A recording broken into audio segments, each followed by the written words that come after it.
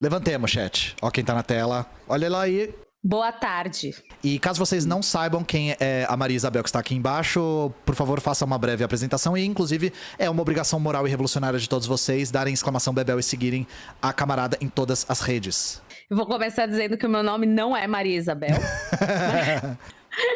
Mas vocês podem me chamar de Bebel, Bebel Abelhinha e derivados. Pois é, tá todo mundo falando que eu tô igual a você, inclusive porque eu tô com o cabelo preso, né, Ian? Bom, gente, sim.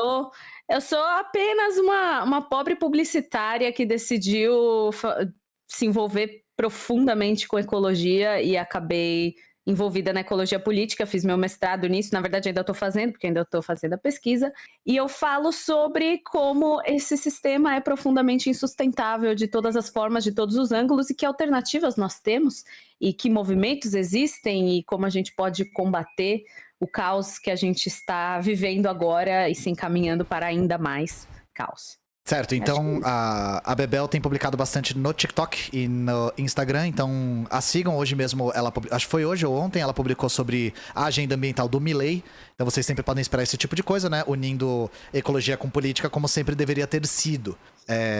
E a gente vai ter que falar, claro, a Bebel deve ter sido a mais cobrada de todos os criadores a respeito desse tema, que é a onda de calor. Então nós estamos passando aí por uma onda de calor histórica, com os domos de calor, acho que esse é o nome, não é? Essas estufas que se formam, que não são novas, mas estão ficando cada vez mais frequentes e mais intensas. Então, eu vou ler um pouquinho da notícia e aí eu vou deixar para quem manja do assunto comentar, beleza? Aqui nós temos a pública. Onda de calor. Brasil já passa de mais de 50 dias ao ano sobre altas temperaturas. Giovana Girardi, na agência pública. A ocorrência do evento extremo aumentou em 6 décadas. Entre 1961 e 1990, não passavam de 7 dias com ondas de calor. A onda de calor intenso pela qual o Brasil passa nessa semana, com temperaturas superando 40 graus Celsius em diversas partes do país, já não se trata mais de um evento raro. A ocorrência de períodos extremamente quentes aumentou nas últimas décadas, e o número de dias em que vivemos ondas de calor já passa em média de 50 por ano. É o que aponta uma análise feita pelo Instituto Nacional de Pesquisas Espaciais, o INPE, apresentada nesta segunda-feira, dia 13, que considerou algumas alterações pelas quais o Brasil já passou nos últimos 60 anos em decorrência do aquecimento global. De acordo com o levantamento, entre 1961 e 1990, considerado o período de referência no estudo, o número de dias com ondas de calor não ultrapassava 7 por ano na média.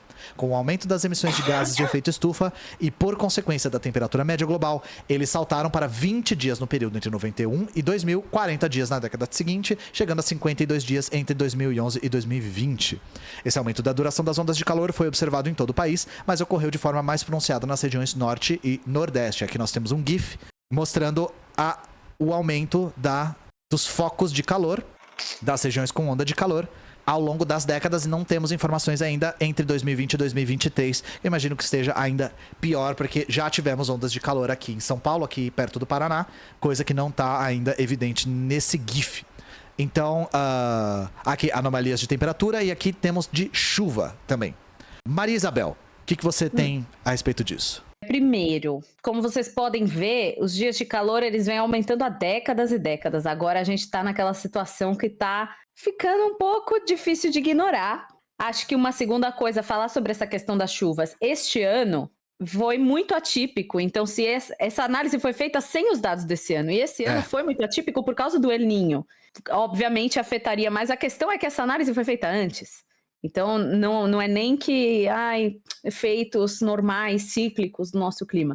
Tem uma coisa que eu acho que quem é um pouquinho mais velho, assim, já trabalha há vários anos, vai perceber, que é que a conta de energia elétrica nas nossas casas, algumas décadas atrás, era um pouco mais barata do que ela é hoje. Isso tem tudo a ver com a questão do quanto a gente está tendo a cada ano menos dias de chuva no país inteiro. E aí isso força o Brasil a ligar suas termoelétricas, ou seja, uma energia suja pra caramba e cara. Então isso começa a afetar os nossos bolsos cada vez mais.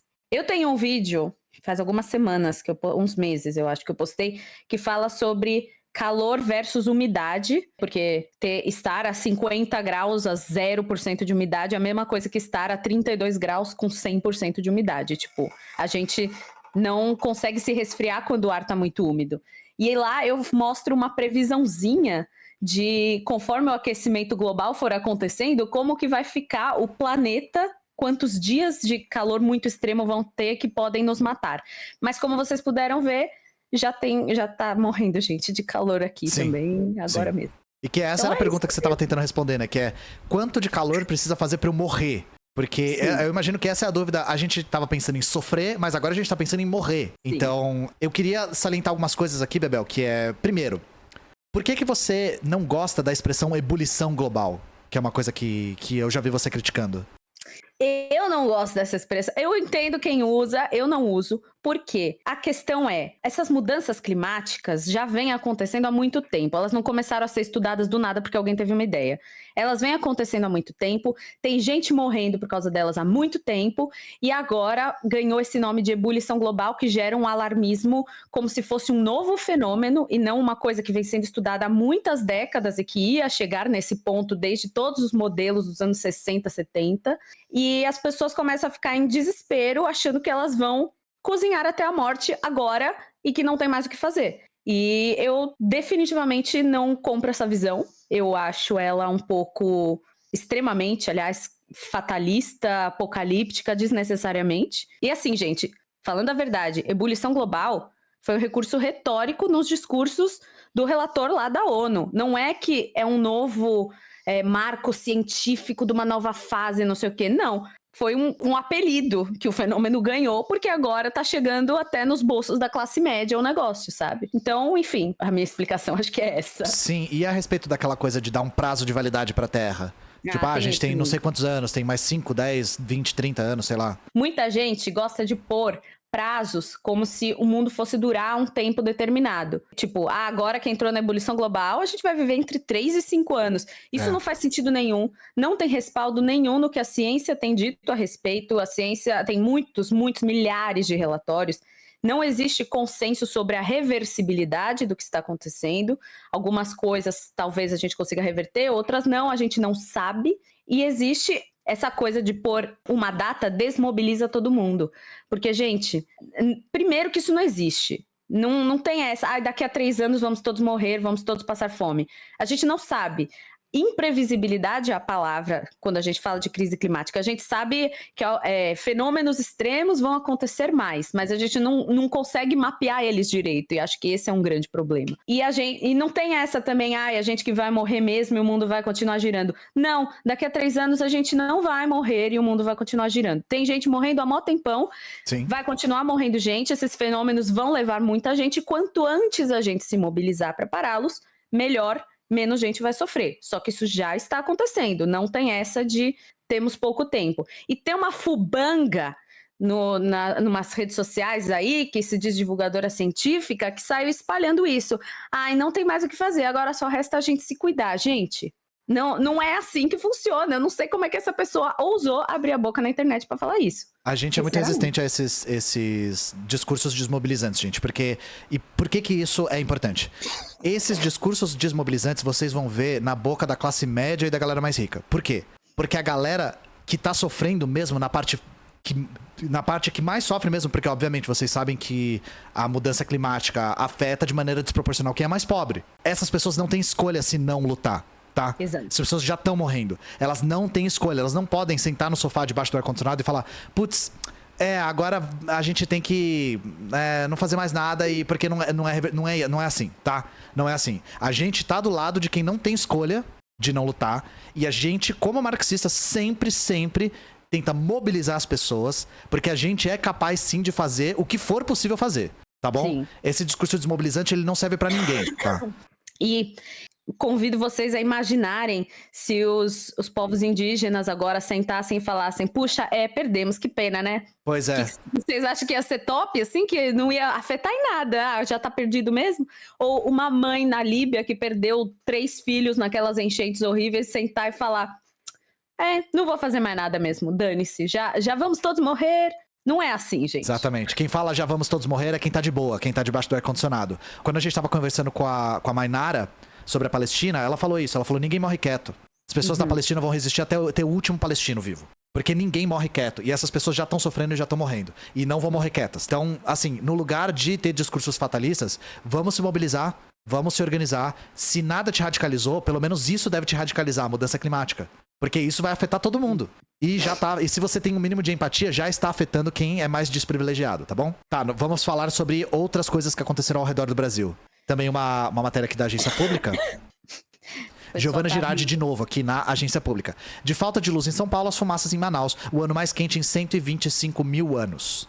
7 dias de notícias e evidências de um mundo em plena transformação. Aqui nós temos uma lista de coisas, de eventos climáticos atípicos, né? Tempestades, Manaus está sofrendo com queimadas que não são naturais, tá? São criminosas. Uhum. Mas Manaus já estava sofrendo... Manaus não, o Amazonas estava sofrendo com uma seca muito grave. Tanto que até apareceram aquelas pinturas rupestres, né? Dentro das pedras e tal. Nós temos... No sul teve chuva muito forte. Enfim, aqui temos uma lista de eventos climáticos adversos, mas muitos aqui têm causas humanas, tá? Claro que a mudança climática tem causas humanas, mas tem causas humanas diretas, por exemplo, as queimadas em Manaus, né? Bebel. Né? Manaus, eu não sei se vocês sabem, mas assim, eles estão cobertos de fumaça, eu acho que já faz mais de um mês, assim. Com a seca tava pior, só que hoje mesmo, eu não sei quantos criadores manauaras ou amazônidas vocês seguem, mas a gente segue a Bea das Makes, por exemplo, Sim, que é marxista e a gente gosta bastante dela. Ela mora lá em Manaus e ela sempre posta que tá lá coberta de fumaça. Ela mostra, é uma fumaça visível. E assim, gente, tudo bem, os bolsonaristas estão falando disso para falar que o governo Lula não cuida do mato e não sei o quê. E é verdade que o governo Lula está negligenciando isso, tá? Caso vocês queiram saber o que a gente pensa disso, sim. O governo Lula está negligenciando os incêndios em Manaus. Só que assim, são latifundiários que estão tacando fogo, não é simplesmente por causa da seca. Estão tacando fogo, isso é pouco noticiado no Sudeste. Se fosse aqui, ia estar meu Deus nossa, já ia, a gente não ouviu de outra coisa. Está morrendo e é muito centralizado. No Brasil ainda é muito centralizado a comunicação toda no Sudeste, não tem muito o que dizer. E o pessoal lá tá passando muito mal, os hospitais estão muito cheios, então também é bom chamar um pouco a atenção para isso e sim, desfaz o L, porque... Os bolsonaristas estão errados na crítica deles, porque eles falam como se o Lula fizesse um descaso absurdo e um desmonte, e não, as instituições até estão operando, é que precisa de mais. A gente está vivendo num momento em que essas coisas estão acontecendo e vai piorar, cada vez vai piorar mais. Então a gente precisa de cada vez mais investimentos e socorros e forças nessa questão. E eles estão meio tipo, já voltamos com o INPE e o ICMBio, então... tá tudo bem. Sim. Você já agradeceu hoje pelo Lula não ser o Bolsonaro? Parece que é isso, né? Todos os dias. E agora também essa matéria tá desatualizada. O Pantanal tá em chamas agora também. Mas deu uma chovida e melhorou, tá? Choveu, acho que foi ontem ou Mas foi criminoso também ou foi do calor? Eu não tenho certeza. Eu só vi as imagens, eu não sei. Se alguém aí no chat souber, a gente tá aqui pra dialogar também. Isso aqui tudo é pra vocês verem como o aquecimento global não é só o aquecimento, é diversos eventos climáticos extremos, né? Então, as enchentes, mesmo é possível que nós tenhamos mais frentes frias extremas. Sim. Isso em certas partes do mundo. Então, não é só vamos todos morrer em ebulição, tem outras formas de morrer também. Mas não se desmobilizem. Lembrando que quando a gente vai ver gráfico de temperatura, ele parece um cardiograma, ele faz assim. Então pode ser que ano que vem seja mais frio. Eba, que legal. Isso não significa que nós resolvemos o problema, porque ele faz um cardiograma, ele vai subindo, ele vai oscilando e subindo. Então... e tem aquelas pessoas que... Da direita o tempo todo, né? Quando tá frio, falam, nossa, não era pra ter aquecimento global? Por que eu tô com tanto... Sabe, como se fosse assim que funcionasse, mas enfim. Eu tenho certeza que essas pessoas sabem que estão erradas, é só que elas não têm mais o que falar, né? Será que o filho do Bolsonaro sabe que ele tá errado? Boa pergunta. Errado. Isso é uma excelente pergunta. Qual filho que fala mais disso? Todos, né? Eu não lembro qual dos três. Não era o 04, isso eu sei. Nem a Laurinha. Não, o 04 não. A Laurinha, guardem minhas palavras, a Laurinha vai ser anarquista. Mas anarquista? Ela não é, eu acho que ela vai ser anarquista. Eu acho que ela vai fazer calalho. Mas enfim, antes, os outros três, os mais complicados, eu não lembro qual deles foi. Eu acho que foi o Carluxo.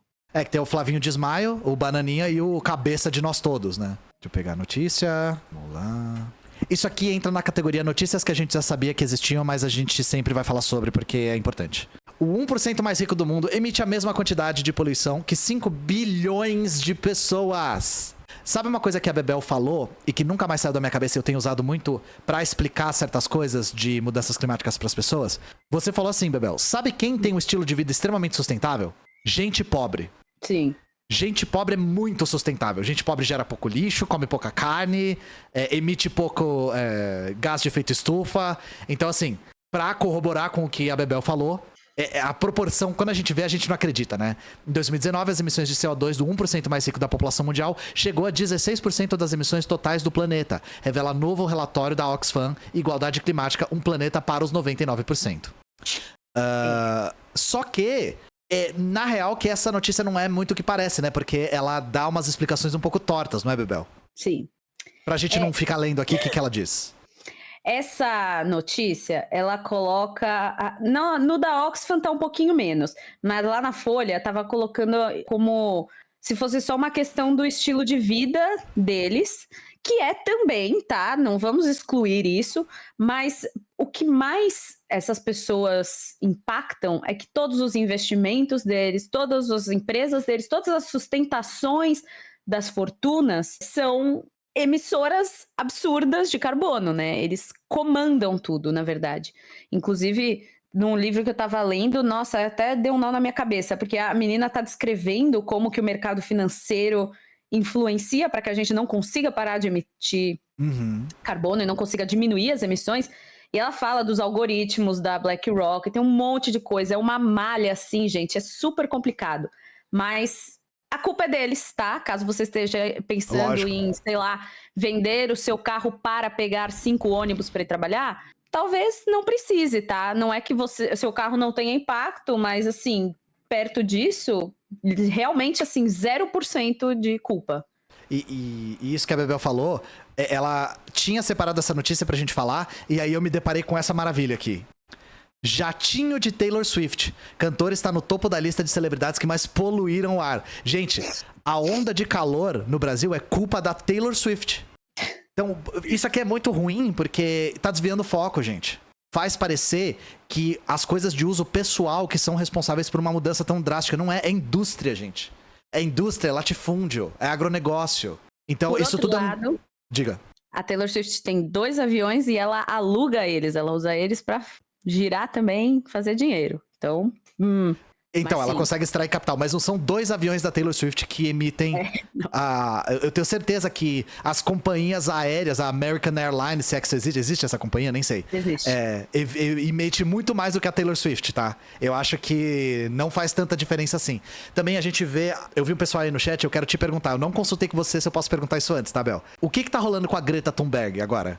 Ela tá sendo, tipo, renegada pela mídia, de repente?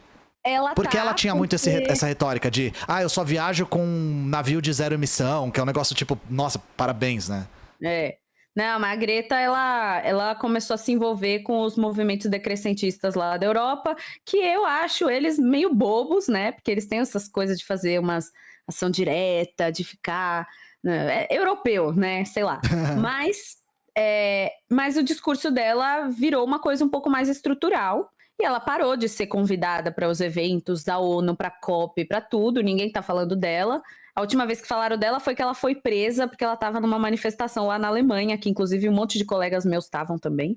E ela foi presa. Ela foi solta no mesmo dia, mas queriam tirar ela de lá. Ela foi detida, Foi detida. E os meus amigos apanharam, ela só foi detida, mas enfim. Só falaram falaram dela pra rir da cara dela, basicamente. Sim, mas sim. É isso. E eu não sei se vocês viram a grande teoria da conspiração dela falando Free Palestine, com um polvinho atrás, e aí falando, nossa, esse polvo é um apito de cachorro antissemita. Você viu isso, Bel? Não vi. Nossa, é um daqueles polvinhos bem, bem fofinhos de máquina de bichinho. E tá atrás dela quando ela tá com escrito Free Palestine, né? E aí os caras falando que era apito de cachorro por conta do polvo, dos tentáculos do judeu bolchevismo, né? Do judeu internacional. Enfim, né? Mas assim, eu acho fantástico que pra Greta Thunberg o polvinho de pelúcia é apito antissemita, mas aí essas mesmas pessoas apoiam a Ucrânia e foda-se, né? Exato. Apoiam o Azov, apoiam o Zelensky, apoiam todo o exército ucraniano lá no foda-se, tá ligado? Nossa, nem me falha, eu nem sabia disso aí do polvinho, que ridículo. Sim, mas a gente coloca aqui a foto na edição, a foto da Greta com o polvinho, pra vocês verem o quão antissemita ela foi, com o apito de cachorro antissemita do polvinho. Mas falando desse dado da Oxfam, eles tinham publicado, acho que foi em 2017, uma pesquisa muito parecida. Só que era os ricos tinham uma porcentagem menor da responsabilidade do que eles têm hoje. Foi antes da pandemia. Para surpresa de ninguém, né? O acúmulo de riqueza anda junto com toda essa pegada, essa coisa de carbono e tudo mais.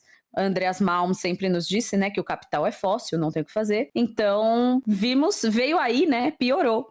Sim. E é 5 bilhões, gente. Deixa esse número entrar na cabeça de vocês. 5 bilhões. Acho que você fez o cálculo aqui, ou você tirou da notícia, né? Tava aqui. Que é 77 milhões de pessoas emitem o mesmo que 5,11 bi. 77 milhões para 5,11 bi é a emissão. Ou seja, quando a gente diz que é muito ruim falar a humanidade está destruindo o planeta, não é a humanidade. Não é a humanidade, tá, gente? A humanidade, a maior parte dela tá bem suave. O problema é uma parcela da humanidade. É a parcela mais inútil dela, diga-se de passagem. O Flamion disse que o polvo é um símbolo usado por pessoas autistas. Não sabia, Flamion, mas ela é, né? Não sabia ela também. Mas só pra vocês verem como os caras conseguiram torcer e espremer e fazer sangrar uma foto idiota de um polvinho, sabe? De um polvinho pequenininho de pelúcia. Mas é isso, meu chat. Vamos ficando por aqui. Eu vou ver vocês no sábado. Nós teremos algumas lives especiais por causa do fim do ano. Então, aguardem. Nas nossas redes a gente vai anunciar uma série de coisas. Espero ver a Bebel com mais frequência aqui. Se vocês quiserem tirar dúvida de ecologia política, é obrigação moral de vocês consultar quem manja do assunto. E a gente tem agora online o nosso camarada Carregamiento. Também conhecido como Lodi, como diz o Lula. Ah, Carregamiento. Carregamiento, né? Caramba, eu não tava esperando por isso. Isso é portunhol? Eu falei sem querer? Foi, portunhol. É portunhol? Como é que é o nome dele em espanhol? Acho que seria cargamento. Que feia, carregamiento. Alguém falou que eu não respondi no Insta. Gente, eu não dou conta. Ao contrário do tio, eu não dou conta. O tio não usem o tio como parâmetro, tá? Ele é o único que responde tudo. Não dá, é muita coisa, mas o tio é maluco e ele responde tudo, tá? Mas é isso, gente. Um beijo no coração de vocês. Fiquem bem e fiquem com o nosso camarada Cargamento. Cargamento Quadrinos.